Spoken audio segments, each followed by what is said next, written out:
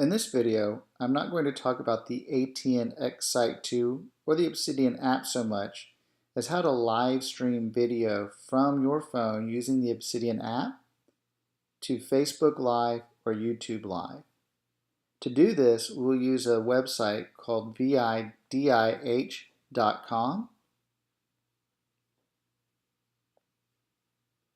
Once you launch Safari and go to vidih.com, it will forward you to their servers.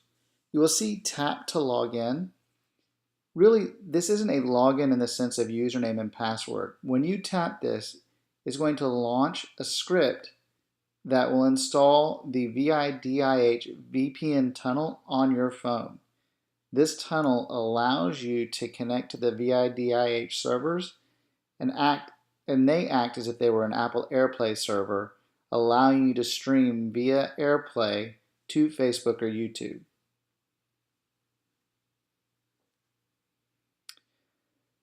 What you're agreeing to and installing is that VPN connection, which is a virtual private network.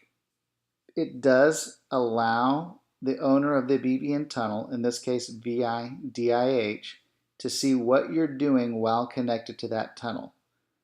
That's partly because they have to forward your information to Facebook and to YouTube, depending on the service you're using. At any point in time, you can delete this VPN profile, and really it is only running once you launch the app. So we'll go ahead and hit install. It's going to ask you for your passcode. I guess I'm going to have to change mine after this.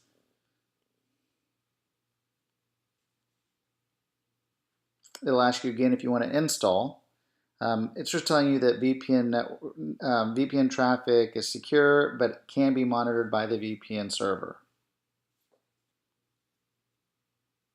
Once you're done, you'll click Done. We'll take you back to the vidih website. The first time it launches, it's going to look for the closest VPN server near you. After it's done this one time, there'll be a button below locating nearest server that'll have the last server you used. You can click that to skip this process.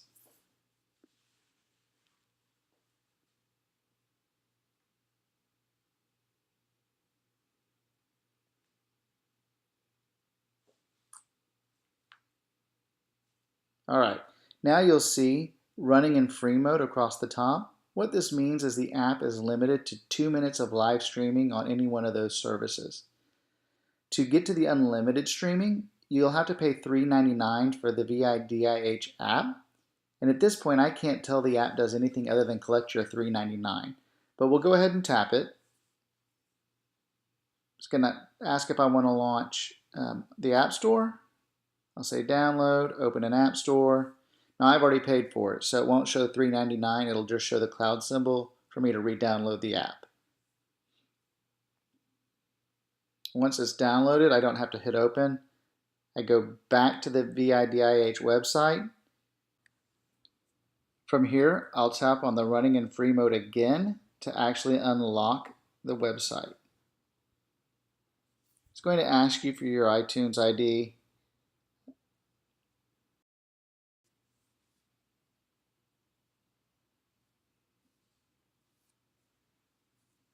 Once you've entered that, it'll take just a second to verify, and you'll notice the banner is gone. Actually, it'll tell you your purchase has been verified. Again, it doesn't charge you over and over and over if you have to unlock it time and time again. From here, you can choose YouTube, Twitch, or Facebook. We'll go ahead and do YouTube first. You'll hit Configure.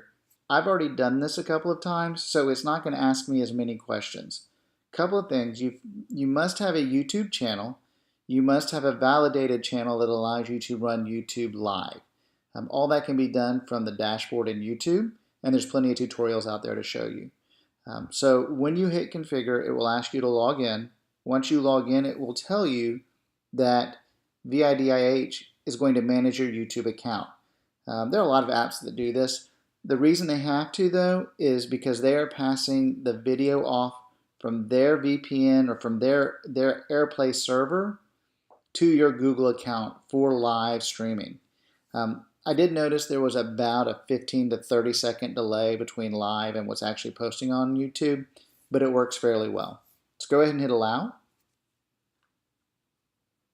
I believe it may take you to a second YouTube page about verifying that you are allowing this app to control it, but then it'll take you back to the VIDIH website.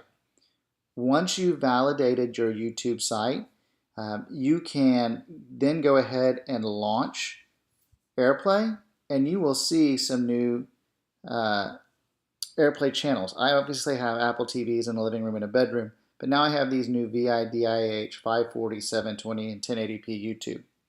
I can't actually click on them while I'm trying to make the video because my iPhone won't let me mirror to an Apple TV or any AirPlay device and to my MacBook at the same time.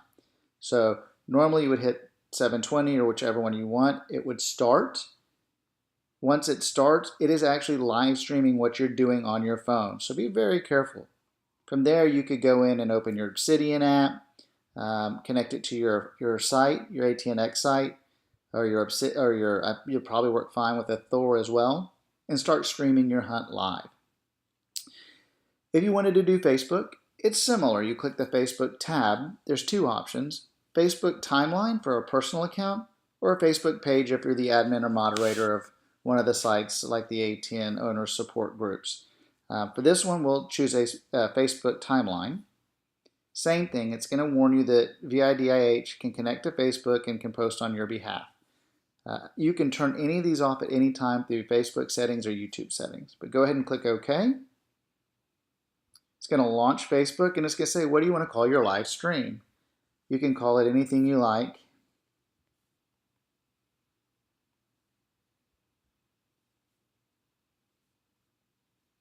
I tried this a few times, obviously, and it knows what I'm going to type in there. You'll hit post. It will warn you that before you start streaming, if you want to go to landscape mode, you must turn your phone to landscape mode. Facebook doesn't handle the switch like YouTube Live does. So you'll hit OK. Now you're ready to go. You'll swipe up again, mirror AirPlay. Did you see it jump from being YouTube to now Facebook? Same thing, I can't actually click on it. It will fail because I'm mirrored to my MacBook. But I would hit Facebook, it would start the live stream, and it will stay live until I go back in and hit there'll be an actually turn off AirPlay or disconnect AirPlay above where you see my bedroom Apple TV. You would click that to turn off AirPlay. From there, though, you're streaming live from the Obsidian app. Again, at any point in time, you can go into your settings, General, VPN, and you'll see the VIDIH profile. If it makes you nervous and you want to remove it, you can remove it. I believe you'll notice at the top of my screen, I'm not sure if you can see it, it'll actually show you that the VPN is connected. I can also go in if I want to make sure that I'm not spontaneously connecting or that VIDIH isn't connecting me without my knowing. I can turn that status off and it will stay off until I go back to the app to launch it.